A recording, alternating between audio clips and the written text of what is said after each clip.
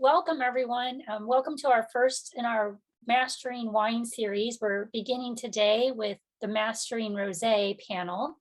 I'm your president, Jen Jeffries of the CCHVA. I'm going to go over a few items and then turn it over to our moderator. So this is, as I mentioned, the first in our series. We are planning to do a Mastering Whites panel in the November timeframe. And then we'll follow up this spring with one in reds, sparklings, port, maybe some winemaking 101 basics, wine chemistry and testing, and then really whatever our members are interested in having a panel on, we are welcome to extend the series. We really want to get your feedback. We ask for your patience. This is our very first time doing this panel and doing it by Zoom. So appreciate everyone's patience. And I want to go over a few ground rules. As Mary said, we are recording this event. We plan to archive it so that our members can access it for future reference. We will probably look to place it on our webpage if we have enough storage space there. Some ground rules is while we're recording this event, the attendees will be muted, and we ask that you use the Zoom chat box feature for submitting your questions. You move your mouse down to the bottom of your screen. There should be a little chat box, and if you click on it, you can pose your question to either everyone or a particular person. We ask that you just put the questions out there to everyone. Myself and Mary will be monitoring the chat and facilitating the questions.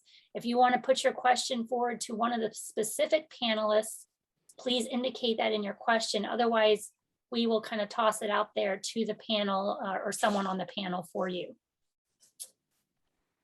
Also want to highlight, we have a couple of upcoming member events. On the 16th of October, Jim and Pat Ford are opening their home for an Oktoberfest. I have not been to this event in the past, but I've heard lots of great feedback from it. So we welcome all of you to attend that, and there'll be more details coming as we get closer. And then, as I mentioned, the Mastering Whites panel will be this November. With that, I'd like to introduce our moderator for today's Mastering Rosé panel, Miss Melissa Mosley. Melissa is on her third harvest this year, and she also just recently planted some Syrah vines in her yard. So in the coming years, she will have some of her own wine, but she has to date Vincent Llewellyn and some of the grape co-op grapes that we provide. So without further ado, I'll turn it over to Melissa to introduce the panel and kick things off. Melissa? Good morning, everybody. So we are very fortunate. We have four of the top home winemaker members with us today, each with several years of experience making rosés. They've each achieved success in the making of rosé, as shown by their numerous accolades they have received over the years, including Best in Show rosés, honors, and many, many gold, silver, and bronze medals. So I'm going to start with introducing you to our panel. Fred Carbone, our vice president, Brad Bunkelman, Jerry Shoemaker, and Jim Ford. So we are going to start with each member discussing their philosophy and the approach they take to making rosé. Sorry, that's my dog. Then we will delve into more specifics in the process of winemaking and how their philosophy and their approach affects the choices that they make to end up with an outstanding rosé. Also at the end, if you have any comments or suggestions about this panel or are interested in participating in the panel or moderating, please let us know at the end of the presentation. So let's start with Mr. Fred. Okay. First of all, I want to really thank Melissa for coming up with the idea for doing this, because I think it's a great way to get some stuff out there to our members that will be archived and available later on.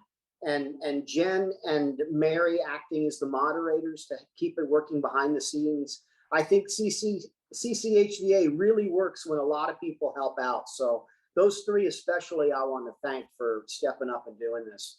Myself, I've been making wine since about 2005. I put in my vineyard in 2006. I grow Syrah and I grow Viognier. And as far as the Syrah goes, for a lot of years, I really, really tried to make my Syrah be a good finished Syrah. But because of our site and how cool it is, it actually does make a better rosé.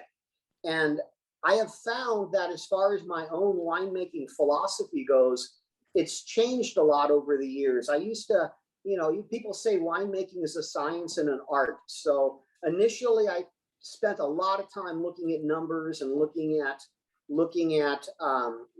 pH and TA and the Brix levels, of course, and then what things I needed to do to change the wine to get it to come out the way I wanted it to.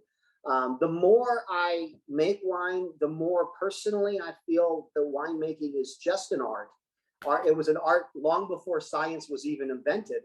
And, as such, the vineyard really does want to make itself into wine. I mean, that old saying, best wines are made in the vineyard, I really take that to heart. And I try to really listen to what the vineyard's trying to do each year, given the weather and given the different pressures it has on it, and then try to let the wine really express itself. So, my philosophy, I think, is like, I want to remove the interference to the wine expressing itself through the grapes that I have.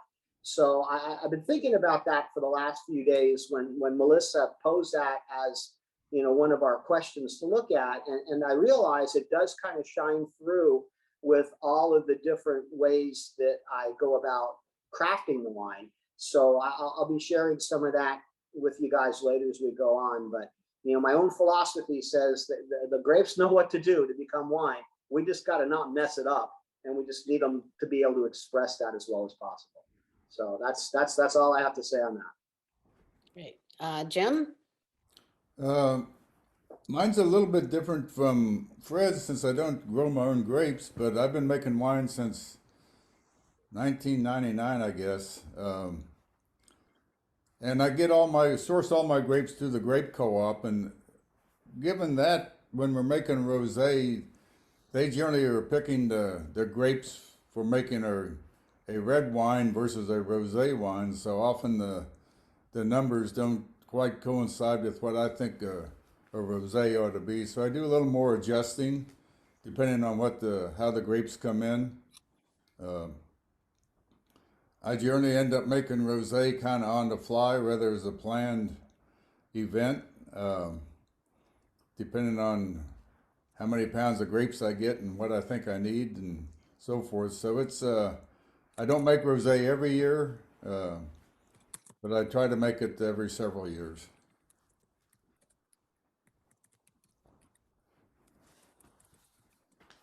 Sorry, I was typing a question. Wonderful. Thank you, Jim. Brad? Well, I'm in the same boat with Jim. I'm not buying grapes that are ripened for rosé. My rosé is kind of a byproduct of making red wine, so I saunier or bleed off some juice before I ferment to make the rosé. And so you end up with if you're doing it that way, you end up with rosés that tend to be darker and more full-bodied and rounder and richer. I like the style. It's more like and I don't know if I always pronounce this correctly, but Tavel is a region where they have very specific way of making a rosé that they don't even call a rosé, they call it a Tavel, but it is a rosé of a kind. And so it's more that style. It's can be a little higher alcohol, darker color. You have to bring the pH down. It's more ageable. But anyway, so my rosé is sort of a byproduct, but it's actually one of the ones that I enjoy making the most. For some reason, I don't know if it's just the color that that makes me feel that way or what. But I remember, I always remember that there's no single way to make good wine. I mean, there's for every winemaker and for every year and for every you name it. There are going to be variances I remember when I first started making wine, I had a member of the club tell me about another novice in the club that the first year they made wine, they, as he put it, did everything wrong.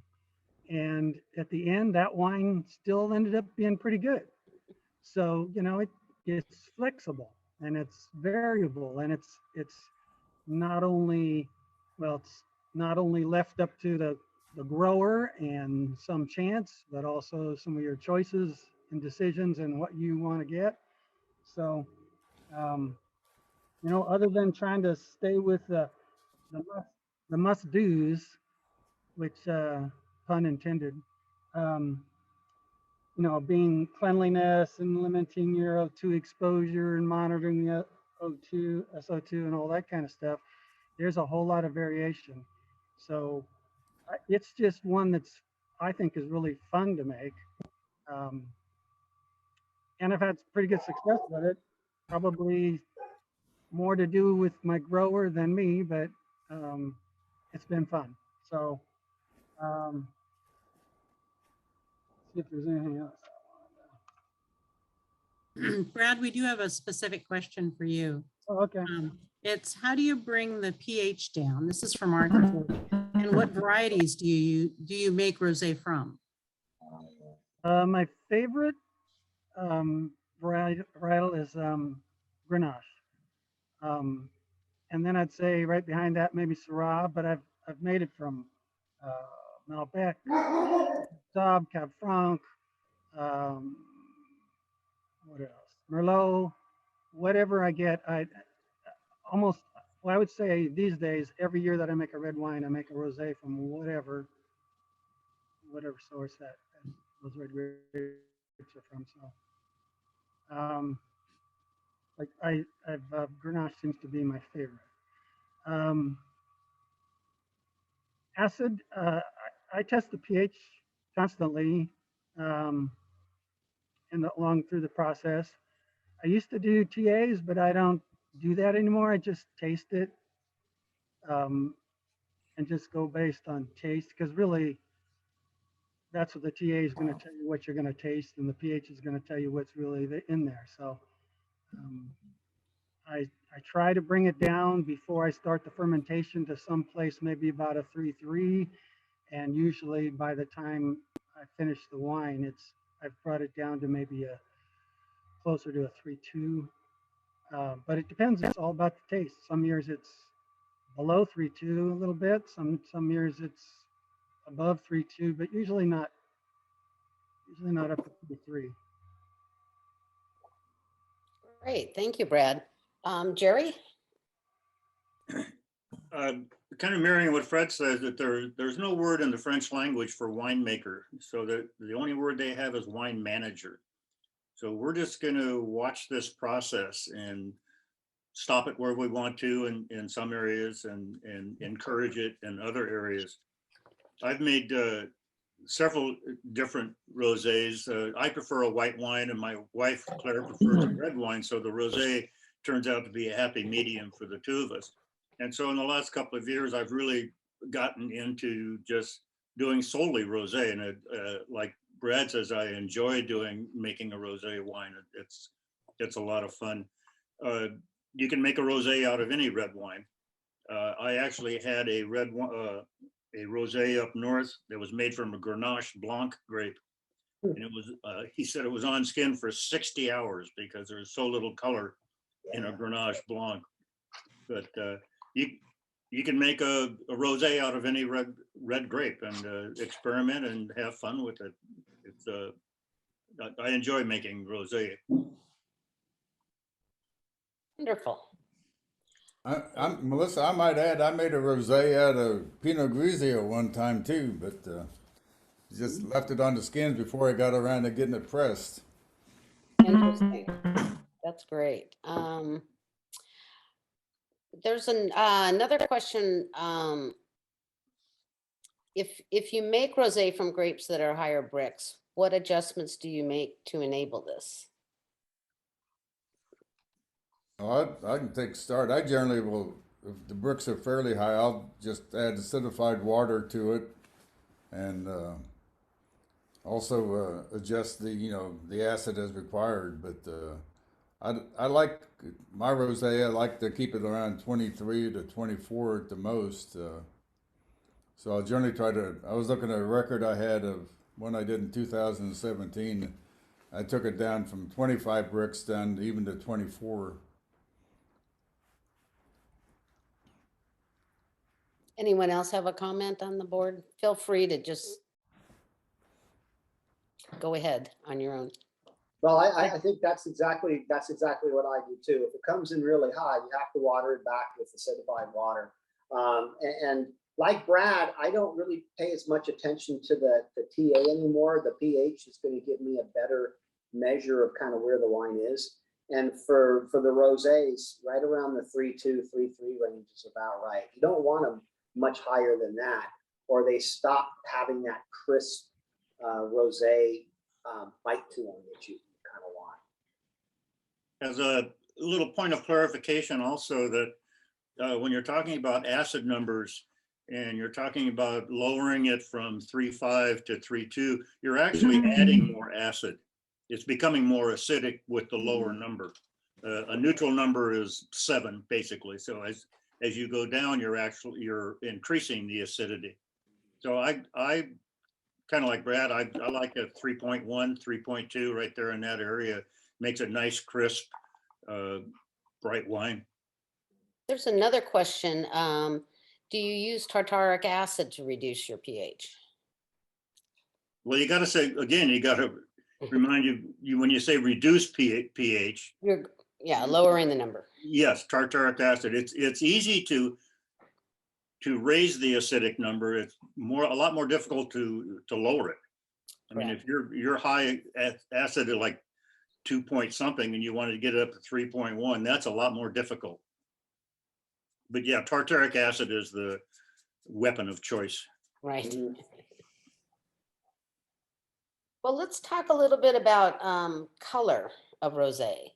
It seems like part of that is just what's trending at the moment, from almost a clear rosé with just the slightest blush to one that's much deeper in color. I recently saw a program on the Rhone on Tavel, and their Grenache was quite deep in color. I make my Syrah, my rosé from Syrah, and it tends to be dark even with, you know, I think I've had 4 to 6 hours on the skins just because they're sitting at the co-op and we're all working together and pressing, et cetera. I'm going to try to reduce that a little bit, but I think rosés are trending a little darker these days. Any thoughts about that? Let me address that. Personally, I like a little darker rosé because I think along with the color comes some more complex flavors and aromatics as well. So there's a couple different ways you can bring that out, and then not every grape needs that. Okay, for myself, I've made rosé from 3-4 different vineyards if I count Lucas and Welling, but just home vineyards. I've made them from mine, which is Syrah. I've made it from Grenache, Paul Patel's vineyard, and I've made it from Amit's vineyard. I've done a Zin Rosé, and I've done a Cab Rosé out of that. And for mine, with picking the Syrah, I don't even put them through a crusher destemmer. I'll just put them right whole cluster press, and then right into the tank to settle. And that gives it plenty of color. It's a very, very dark grape. Now, the Grenache is the opposite end of it. When we picked his Grenache 2 years ago, it was in its 3rd leaf and it was way overcropped. So I wanted to take part of the juice out and turn it into a rosé, and then put the skins back in to get more color out of the Grenache for the finished Grenache. So in doing that, I added an enzyme right after we did the crushing destemming, and just kind of stirred it all around within that enzyme. So it wasn't on the skins for more than an hour between the time we started the crushing destemming and the time I drew off some of it and pressed it, and then added the skins back. The enzyme I used was a pectinase enzyme. It's this little guy right here. It looks backwards on here, but Lalazyme press. And I like that. I've used that a few years now, and it really just helps bring out the color quite a bit. So you don't have to have as long skin contact. So that's a way to bring out a little more of the color if that's the way you want to go. So that's my thoughts on that. I do differently than that. I typically pick up my crushed, when I'm getting stuff from Stillwaters or from the club, I'm taking home the must. So when I go up to Stillwaters, I typically get those about 10:30 in the morning one morning, and I start cold soaking them, and I leave them on there for about 24 hours, and I do not put in an enzyme because I want to soak longer. If I put in the enzyme, it's going to go more quickly. Now, the difference between those two, I couldn't tell you, because I know you're going to get more color and flavors sooner with the enzyme, and you're going to get more color and flavors later without the enzyme. So what's the difference in the flavors and colors? Don't know. But that's just the way I do it. I don't add the enzyme until after I've pulled off the juice for the rosé, and so that's typically like 24 hours. Why do you, what is your decision process in cold soaking? Do you just do that with all your wines, or what are the benefits of cold soaking? Who are you asking? Oh, Brad, sorry, Brad. Is Brad frozen? Yes. Brad froze. Oh, no. He's cold soaking. Maybe we can come back to Brad. Yeah. I'm thinking, everybody, since we just have a small audience, we could just unmute everybody. And is that Brad trying to That's talk? Brad. What do you think about just unmuting everyone and opening up the questions? Because And I can put all 12 of us on the screen. since it's such a smaller group than anticipated. Part of that might. That goes with that goes with making rosé is kind of a time management thing. I remember when I was still working making wine, I didn't want to wait 24 hours until after I got off work the following day. And so it all became generally a late night thing or late afternoon thing to get either the juice pulled off, or if I was just making a straight rosé, get it maybe even pressed that day. Just kind of have to figure out, everybody's different, and even if you're picking up grapes from the co-op and taking must home, and depending on where you live and how long it is and what your schedule is, will kind of somewhat dictate what kind of color you get. Sometimes you just get what you Right. get, and Go with it. it's Mary, hard to hold up a color scale and tell what color you're going to get when you really get done with it. Yeah. I'd like to just let everyone know that I removed the spotlights since the group is small.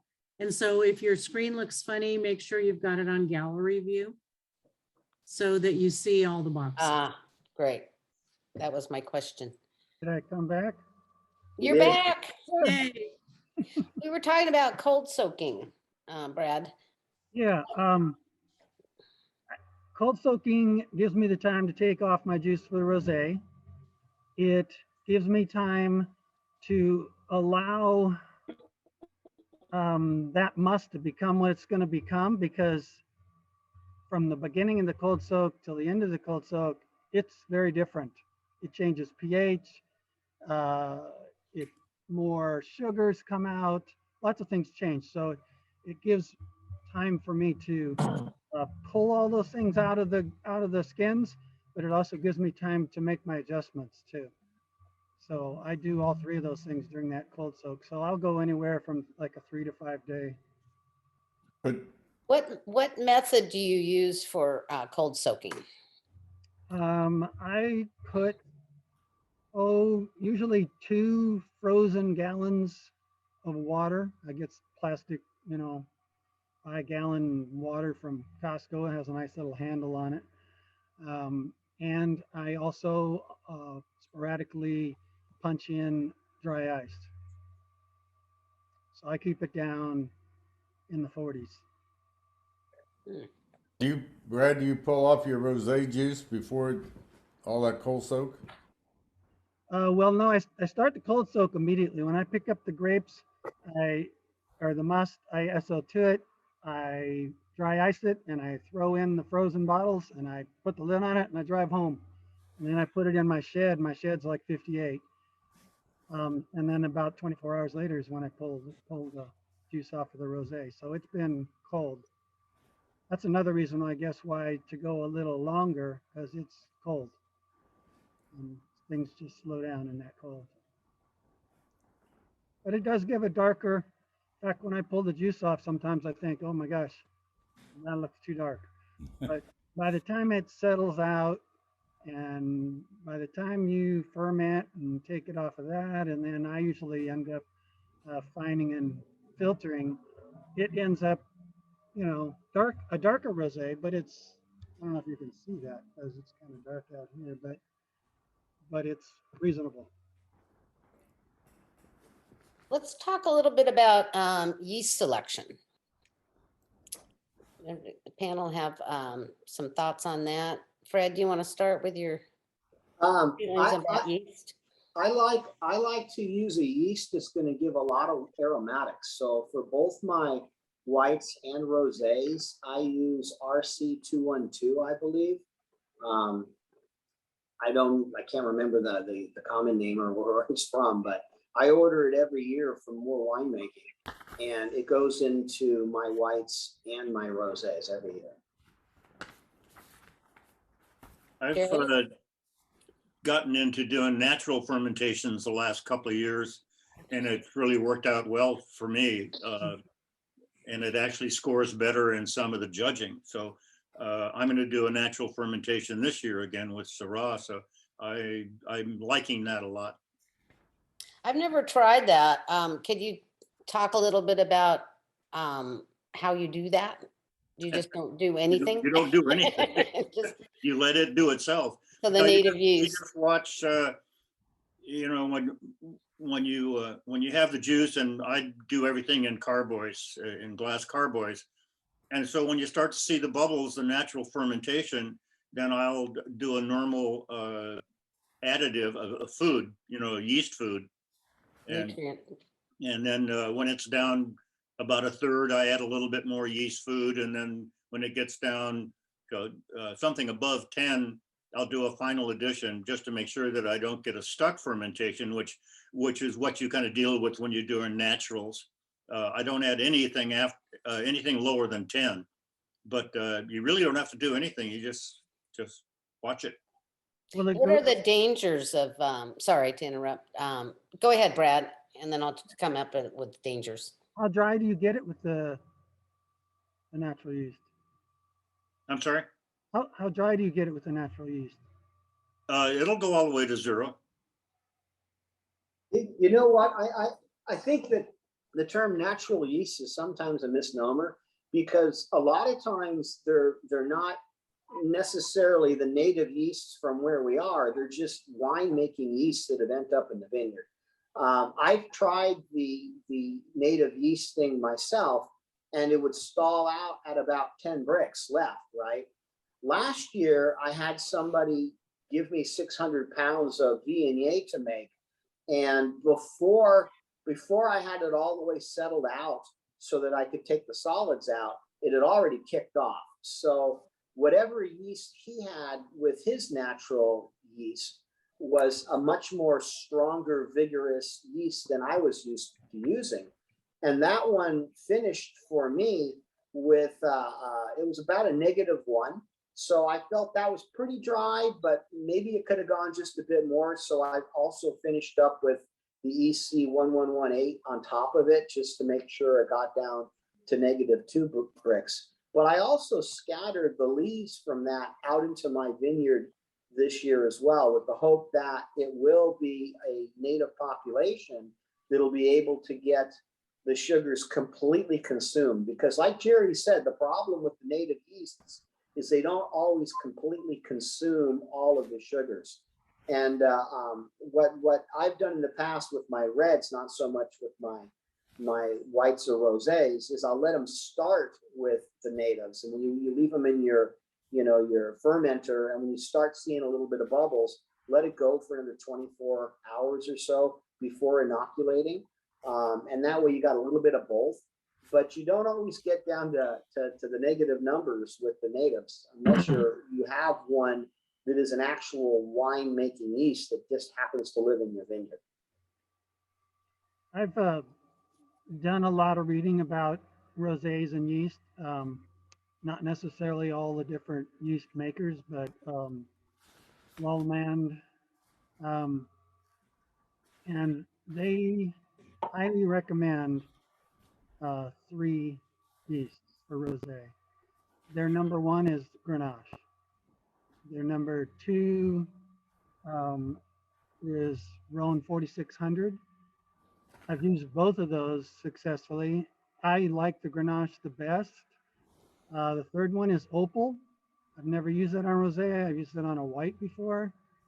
And also, if you have enough juice that you can split it into more than one lot and use more than one yeast, they recommend that Grenache and D21 make a really good combination of the best yeast. But once again, if you go to Lefort, they've got all these other yeasts, and I don't know if they're some of the same things with different names, or if they're totally different. I don't know. And so there might be some. I know they have one that's made just for rosé that I've never tried, but everybody's mentioning these particular yeasts, and I'm not getting it down properly probably in the notes. I'm wondering if when people mention them, they could type it into the chat so that we can see how it's spelled. I think I can do that. Yeah, the ones I'm talking about are GRE, Grenache, Rhone 4600, 4600, and Opal, OPALE, and I think they have an Opal 2 now. And the other one is the D21. It's in that whole series of D254, D80, D21. Okay, yeah. And of course, the raw yeast is raw. So SYR. Brad, you ferment your rosés cold, right? Like your white wines? Yeah, but I used to put them in a real cold space and take them down, and I don't do that anymore. I look at the range that's suggested by the yeast maker, and I pick the bottom end of it. Yeah, see, that's the thing with some of those yeasts you just listed. I tend to ferment my whites and rosés inside my wine cellar, which is about 58 degrees, and that's below the bottom end of some of those yeasts you listed. Most of those bottom end is about 59, so that's not bad. Check that in. Yeah, but if one of the things that happens is if you go too cold, you stress the yeast. Anything that takes it out of its comfort zone is going to stress it, and too cold will do that. And one of the things you'll start to pick up, and some people think it's a really good thing, and I guess to an extent it is, but too much is too much, and that's banana. You start stressing a yeast in a cold temperature, you'll start to get that real tropical banana kind of smell, and you think, ooh, that smells good. But if that takes over, it may be to the detriment of other smells and flavors you would like. So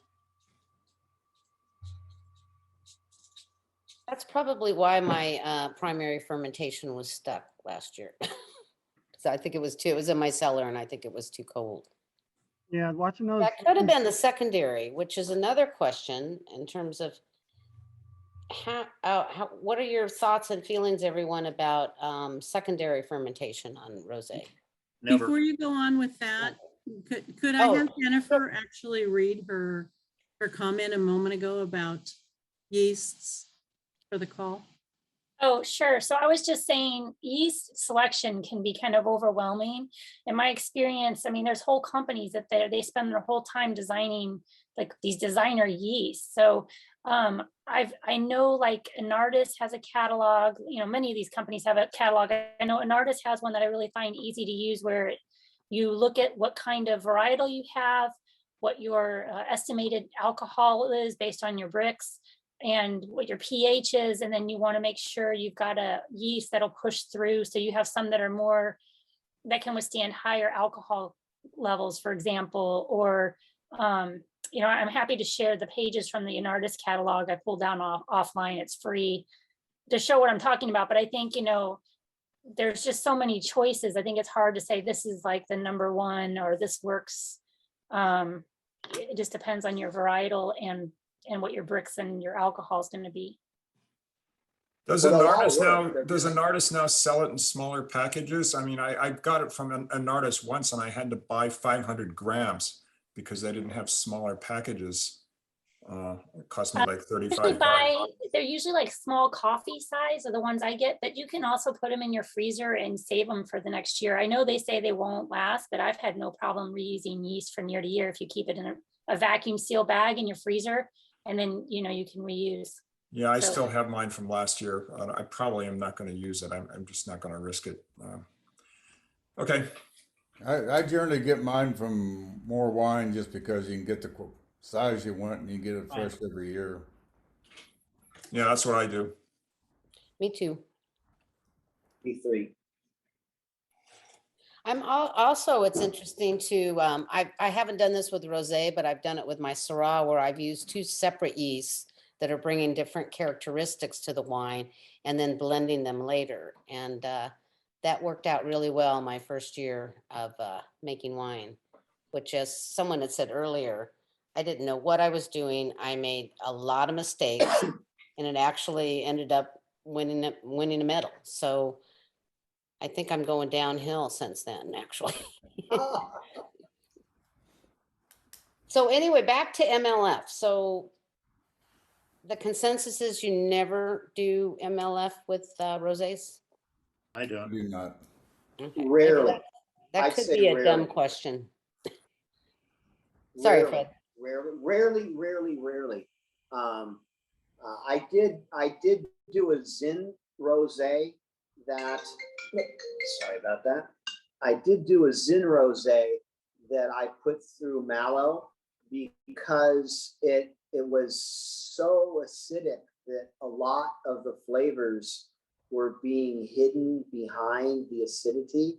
So I put it through, and it wasn't one of my best rosés. It was just what it was, because the grapes were from San Ynez Valley, and as you know, nobody grows Zinfandel down in San Ynez because it doesn't get hot enough.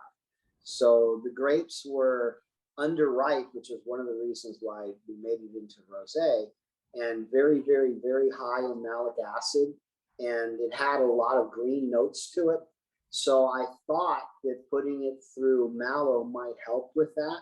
And it did help with some of the characteristics of the wine, but you lost a lot of stuff too. So I'd say for the most part, yeah, you don't put it through mallow at all. But sometimes, you know, if it's like, well, it's underripe grapes, we need to do something to just soften them up a bit. It's an option. Okay, great. Let's talk about storage and containers. Someone had mentioned they put it in the container but didn't specify exactly. I know a few of you have said you do everything in carboys. Does anyone use stainless steel in storing rosés? Yeah, I do. I'm trying to get away from carboys just because they're heavy, they're, you know, awkward, and they're glass. So I'm using a lot of kegs, you know, either the stainless steel kegs or the variable capacity tanks. So the variable capacity tanks are good for separating because you can draw off the juice and leave the solids behind before you ferment. You can move them from one to another with a pump and then go ahead and ferment in them. And then because I keep them up on the top of my bench, once it's done with the fermentation or gets down to, you know, 0 or, you know, -1, almost done, I'll gravity drop them into 15-gallon kegs. And, you know, a lot of our wines, our house wines, the stuff that we tend to drink, my wife and I, are the whites and then the reds. So once they're finished and they end up in those stainless steel kegs, I can just let them settle in there. I'll put them outside at the coldest part of the year, which is usually right between Christmas and New Year's for a couple weeks, and let them cold stabilize, which will just cap the fine leaves with tartaric acid. And then I can just serve right out of the kegs. So a lot of our rosé is the wine that we drink throughout the summer. And then it's usually right about now that those kegs start running dry. You know, we finished our rosé keg about 3 weeks ago, and we just killed off our one of our white wine kegs yesterday. So now they're going to be ready for me to make wine again. So I like using the tanks, and I like using the stainless steel because it cuts down on bottling and not the bottle stuff. And it's just, you know, if you want to get a carafe of wine, you're drinking, you know, half a bottle of wine. It's just 2 glasses each, and it's fine.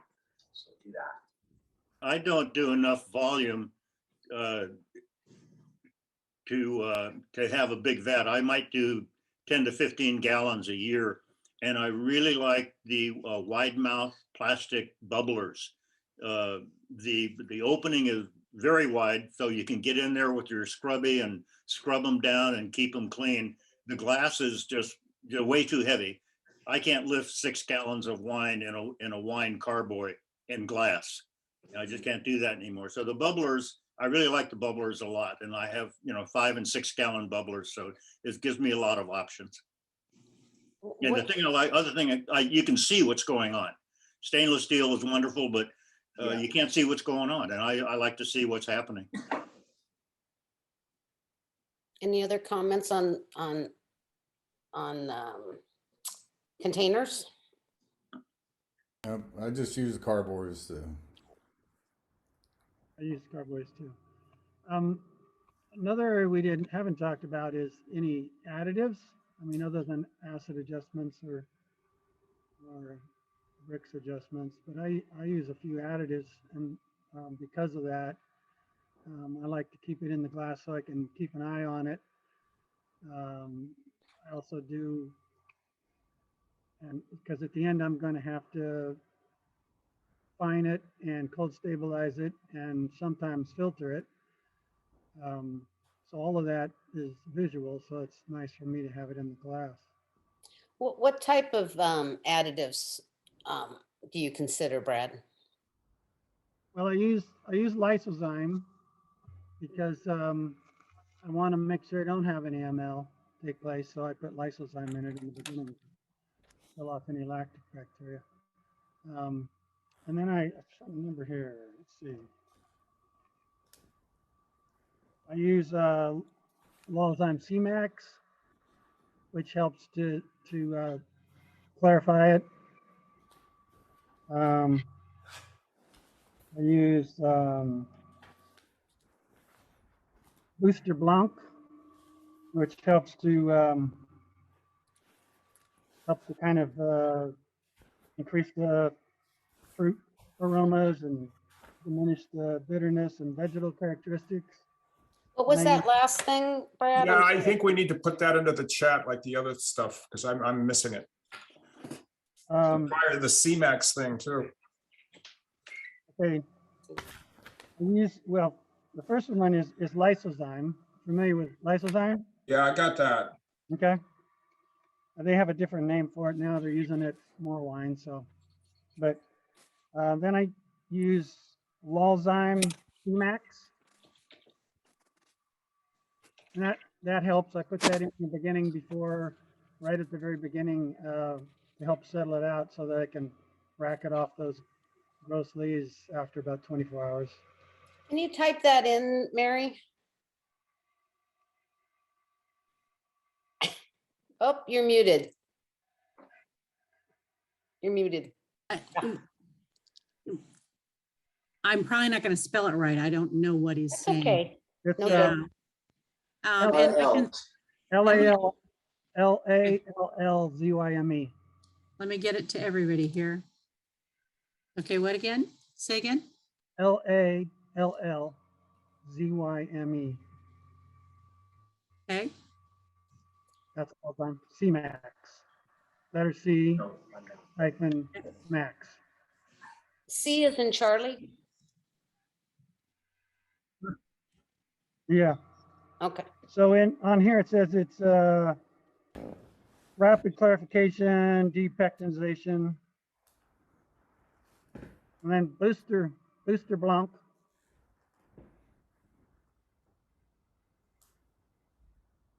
Just like it sounds, I guess. Does anybody else have nutrients that they like? Or I'm sorry, you're not. Sorry, you weren't what does finished, Brad. Booster Blanc do? I'll just read it here. Diminishes bitterness, chemical vegetal characteristics, increases fresh varietal fruit aromas.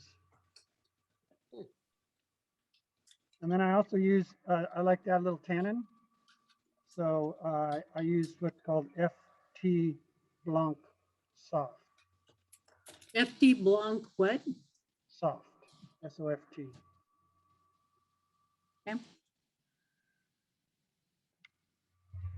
And it gives it more mouthfeel, and it gives it, even though it goes, I ferment down to like usually -2 or -1.8, some are way down.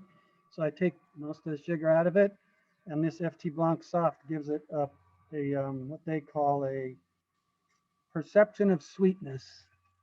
So it tends to make it, even though it's really dry, taste have a little sweetness to it.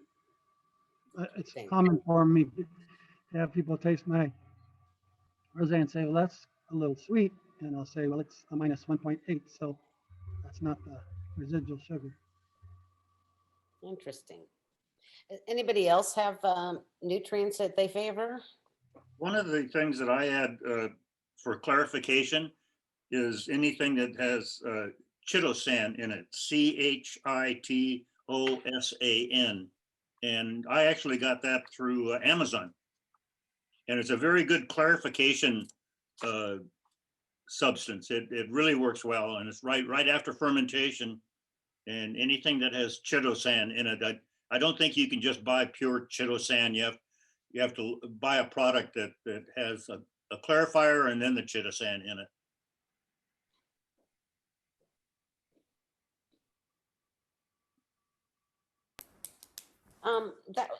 Since that kind of relates to the topic of fining, what are the panel's thoughts on fining? Hey, Melissa, could I just add Yes, something?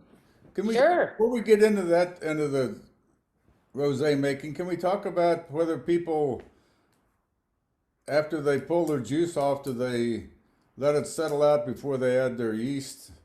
What that process is as soon as they pull the juice off? Because I make mine just like a white wine. I pull the juice off, throw it on some ice, and let it settle overnight or for 24 to 48 hours, and then rack it, and then I add all my yeast and stuff at that time. That's the same thing I do. Me too. And that's the way we do it, I guess. So Yeah, I think that's an important step though, it is. because if you don't, you can get a pretty violent fermentation Yes. that's going to be pushing through your bubblers very quickly. Oh, is that why mine erupted last year? Yes, most likely. Okay, good. That's great. That's a great point.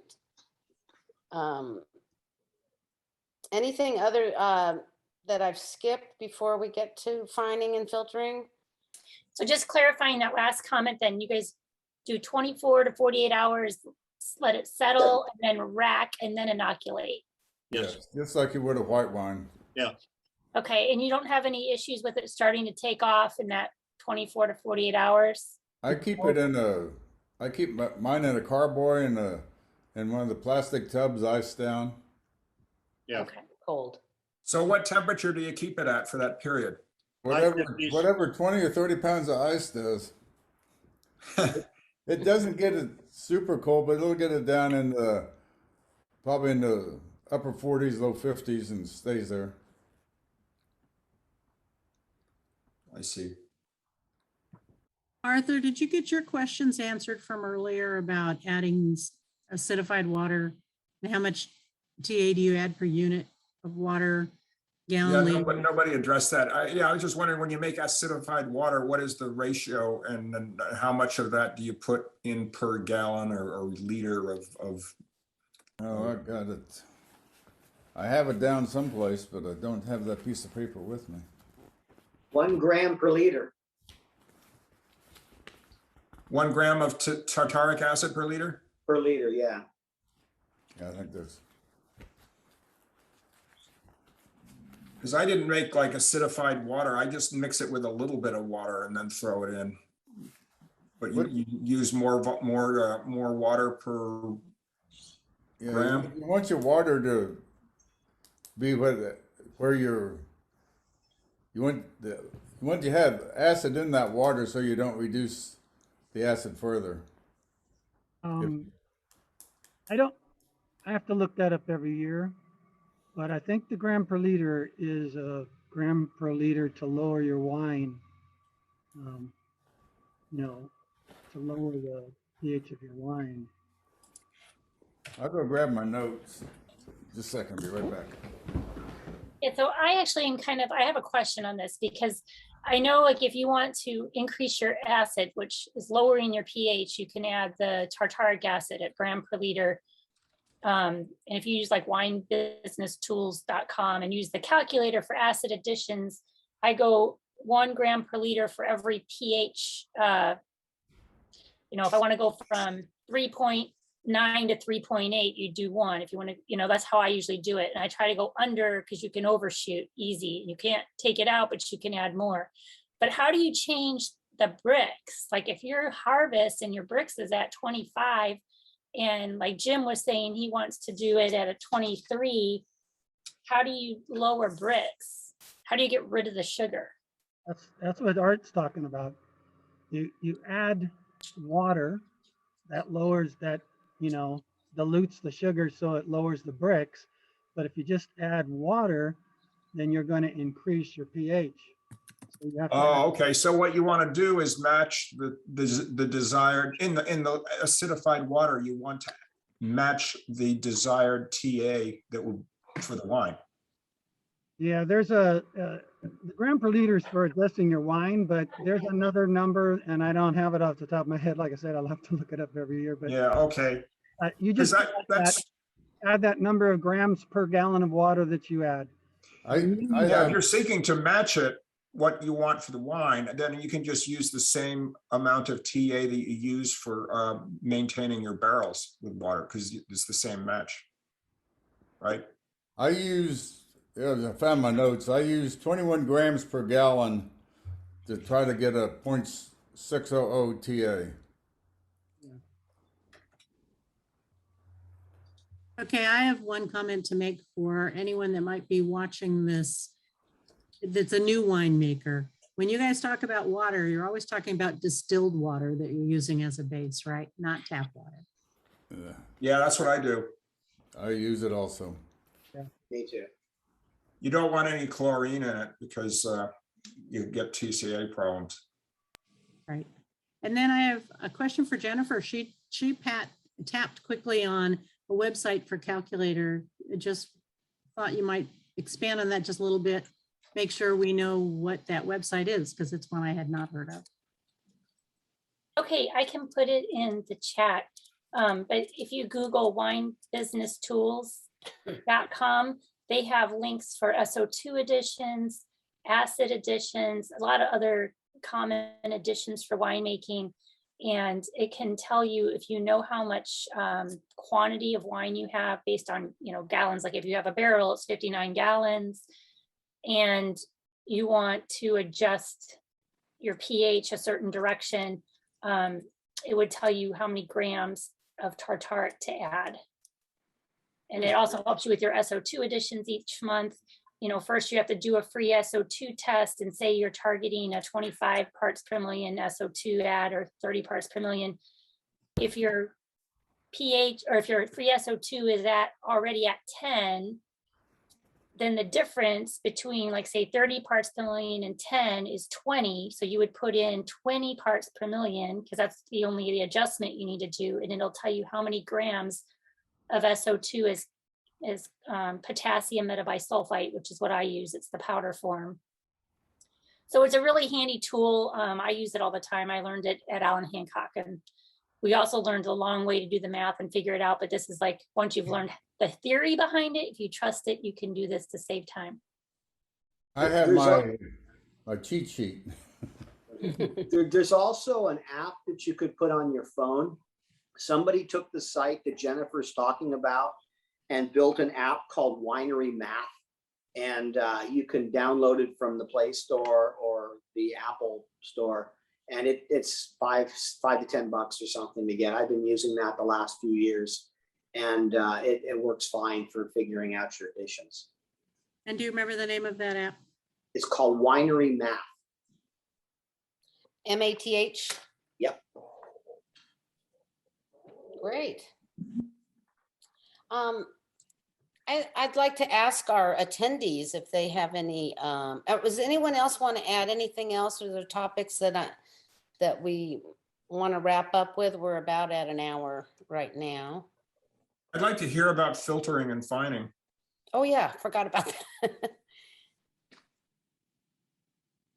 Do we have some finers on the panel? Well, I mentioned that one product is long to have chitosan in it, but I also have a small filtering unit, and I run it through like a 0.2 micron filter. If the chitosan doesn't take it out, then I still have a mechanical small desktop filter that I can run it through.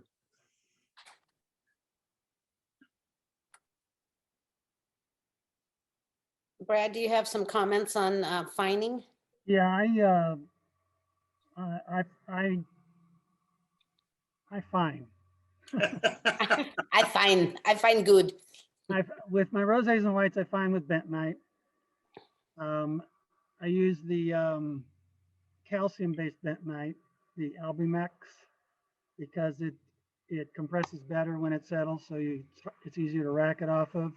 You have to use more of it, but it definitely compresses better.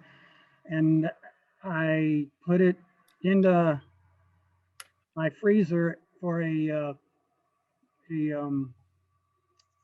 cold stabilization. And so if any of the tartaric comes out, it lays down on top of the bentonite, which helps also to get it out of there without when you're racking. And then mainly, because I use lysosome, which adds some protein, I usually end up, not always, but usually end up filtering it later. And that seems to work pretty well. One area we didn't talk about too, we might want to throw on the list there, it's don't have to talk about it right now, is lees. Right. I had that in my pea brain to talk about. So that's all I do. I do for bentonite. I do it real light. Then I cold stabilize it to both cold stabilize it and settle down on the bentonite. And then I rack it off of there. Obviously, you don't want to try to filter off one of the bentonites in there. Rack it off of there. And then a lot when I do my final adjustments, I let the CO2 come out, get my pH so I know it's not going to move around anymore. Make my pH adjustments, tasting, and then sit around for a while, see if anything's going to pop out of it and fall to the bottom. And then if I'm going to filter, I filter then and before I bottle. So I like to slow things down a little bit because I've had the experience of sometimes those hazes and things will develop later on. So I like to let things stay in that larger volume for a longer time than most people. Like most wineries, I think they're pushed because they've got more grapes coming. But for the person who's on their own, you can decide how long you want to wait. Now, a lot of people like to bottle their whites and rosés the spring of the year they harvested those grapes. And I guess the logic is that they would be fresher and fruitier and have all that. But for me, I don't bottle it till like over a year later after harvest. You were reading my mind. Gives That was me gonna be my longer next. time to see what's going to happen to that before I put it in a bottle. Any other comments from the panel Pardon? on that subject? Brad, what was the name of the bentonite, the calcium-based bentonite product you said you used? Pardon? What was the name of the calcium-based bentonite product that you said you used? Albumex. Albumax? Like ALBUMAX? MEX. Albumex. Albumex, okay. If you go to like More Wine, they have two different bentonites. One's calcium based, one is I think potassium based or sodium based. I think it's sodium based. Yeah. And the standard old sodium based one gives you really fluffy lees or fluffy settlement. And it's hard to get all your juice off of that easily without pulling some of that with it. The Albumex definitely settles down better. But you don't want to use a lot. You want to always with fining, you want to use as little as you possibly can to accomplish what you want to accomplish, because it'll pull other things out too. All right. Well, I think we should wrap it up. I'd like to ask our attendees we have 3 people that have been muted the entire time. If they have any comments or suggestions about the presentation, if they're still there. Aaron or Carmen or Robin? Okay, they all went out to breakfast evidently, I guess. That's a good idea. Okay. Is any? Oh, go ahead, Brad. I found something that Art was asking me about. I had to look it up because I always have to remind myself. But and I took this off of, if you go to the bottom of their front page on their website, all the way at the bottom, they have manuals down there, and they have also little essays about different kinds of things. And so I printed this whole thing off and put it into a book. And so I went and referred to it to remind myself. And when they acidulate the water, and I think it might have been what Jim said, say 23 grams per gallon. Is that what you said, Jim? I had 21 grams, but Pretty much the same. So they say 6 grams per liter, 23 grams of tartaric per gallon of water to acidulate your adjustment. Same thing. water.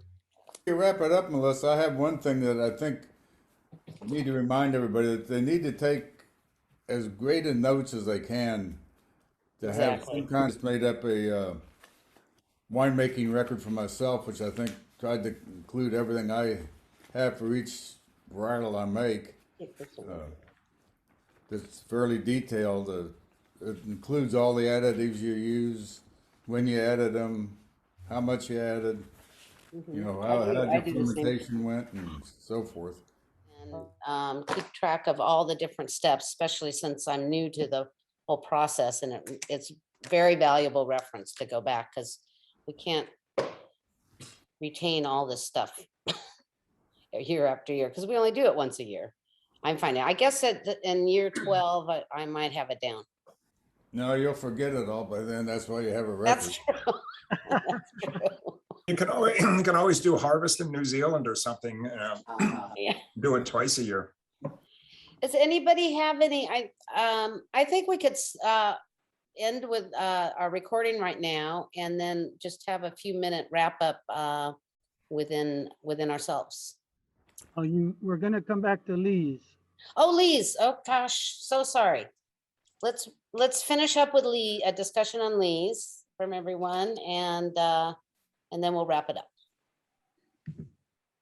Brad, you want to start about your thoughts about Lee's? I do it with almost all my reds and whites. Leave it on the fine lees and stir them initially, and then end up leaving them on there for 5 or 6 months. And it's probably not a choice that everybody would make. It's a style choice, I think. I'm making these, well, especially we're talking about rosés. I'm making these rosés, like I said, they're going to be kind of bigger, fuller, rounder. You know, they're not that French provincial light, crisp, high acid kind of rosé. Like I said, they're more like what they call a Tavel, which is can be a little higher alcohol, darker color, fuller bodied, more ageable, bigger, rounder flavors. So the early aging seems to be helpful in developing that. So I do that. It's another step, but what the hell? I got time. How often do you stir them, Brad? In the beginning, I'll stir them, like maybe once a day for a week, and then once a week for the next month, and then maybe once a month after that. And then, of course, I let them set for a couple of months before I rack them off. So in the beginning, a lot, and then just slowly taper it down. Anyone else on the panel do surly aging? I do not. I don't either. I do similar to Brad.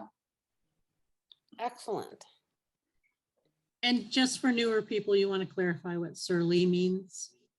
You take a long stainless steel or glass rod, put it into your carboy or tank, and stir that bottom finely so that they go back into suspension.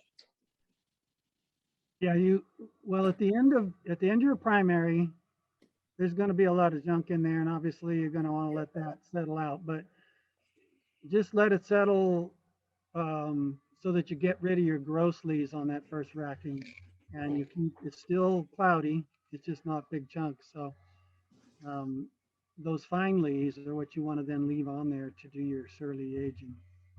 And they're just basically they're yeast bodies.